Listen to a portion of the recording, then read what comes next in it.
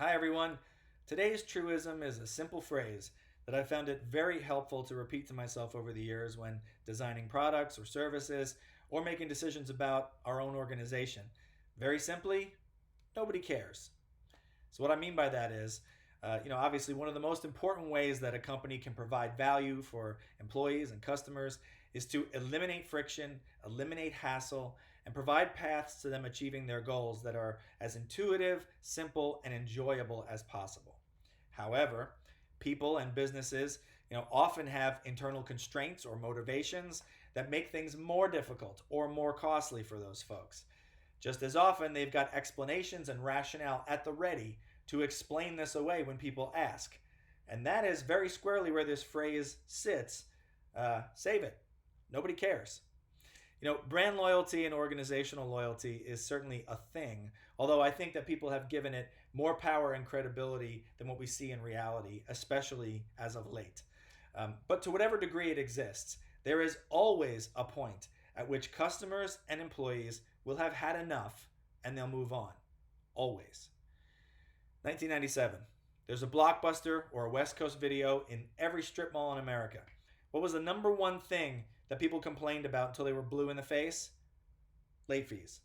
But none of the big companies in the space would touch it because that was core to the operating model. They made huge profits from late fees. They had all kinds of ways to explain it away and justify it. And since they all profited from it, they all played along. And the public just had to accept that these were the rules of engagement until they weren't. Netflix comes along, and sure, they had a nice offering that you could get on a waiting list for the titles you wanted, set it and forget it, and then it would just show up at your door when it was available in those iconic red envelopes. But most importantly, no late fees, right? Subscription model.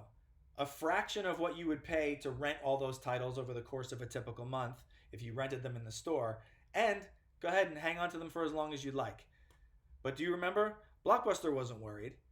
That'll never fly. Let them try. We're not touching late fees. We've got brand recognition. We've got the store experience. That's not how this market works, and it's not how you make money at this. What did the general public say to that? Oh, that's quaint. Nobody cares. You can just go ahead and keep screaming into the void, Blockbuster, but I'd like to cancel my subscription, thank you. And they had to come around late to the game and then eliminate late fees. But they still had the overhead of the stores, and either way, it didn't matter because the damage had been done. And Netflix didn't just steal some of their market share, they eliminated those companies. They wiped them off the map. So there's another little truism buried in that example, which is that there are some things in every market or industry that aren't ideal, but you just can't change them until someone figures out how. And they will. And you don't want to be left holding the bag when customers and employees are jumping ship because you refuse to change. And this also wasn't a once and done thing from Netflix where they got lucky. They continued to think this way. This is how they operate.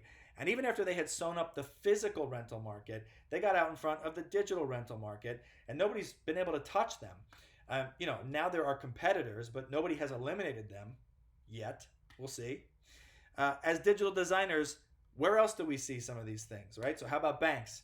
Well, yes, we understand that our customers think about how their money moves through the system in this certain way, but we're not really set up like that internally. It doesn't actually work that way under the hood. So we can't organize the website content or experience that way because it'll make things more difficult for our back office.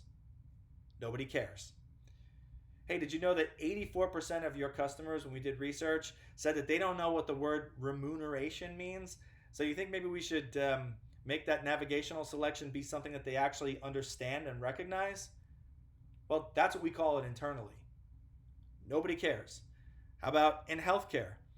Well, I know doctors say it's a pain, when they ask a specific question about a drug interaction and we send them a 50-page PDF and tell them that the answer's in there somewhere, but that's just the way that we've always done it. They're used to it, and it's just easier when it comes to regulatory and legal. Nobody cares. No matter how entrenched you think these things are, or how insurmountable the challenge, even if it's regulatory and legal challenges, if there is a pain point that your customers are experiencing, someone is out there trying to solve for it. Make no mistake. And eventually, no matter how difficult, they will solve for it. You want to get there first. Change the game if you have to, because there is no excuse that's good enough. because nobody cares. I could continue, but you get the drift. But here's a big one, very timely. We may be moving into a post-COVID world when it comes to the workplace, right? People's lives have been very different for the past year in ways both good and bad. But when it comes to how we work, there are some genies that are not going to go back into the bottle. So your plan is to just flip the switch and require people to be back in the office, and it's just like it was before as of a certain date.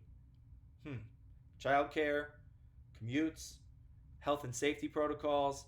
I mean, I could go on that list, but I don't even need to, because if you are reintroducing pain points back into people's lives that aren't there now, in this hyper competitive job seekers market, it is not a question of if they'll leave, it's just a matter of when. But you'd like to get back to how you've always done it. That's how you've always done it. Say it with me. Nobody cares.